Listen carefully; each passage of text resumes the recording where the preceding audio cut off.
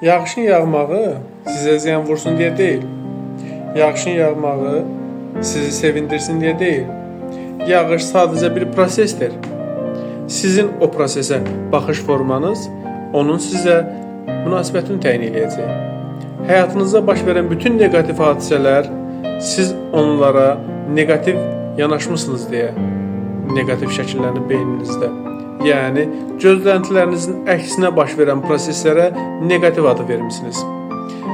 Proseslərə bu formada yanaşanda siz prosesləri deyil, proseslər sizi idarə edəcək. Proseslərə sadəcə bir proses kimi anlam yükləmədən baxdıqda artıq siz həmin prosesi idarə etmiş olursunuz. Unutmayın ki, işıq sizin daxilinizdə, qaranlıq isə xaricinizdədir. İşıq gələndə qaranlıqlar yox olur. Daim işığınızla olun.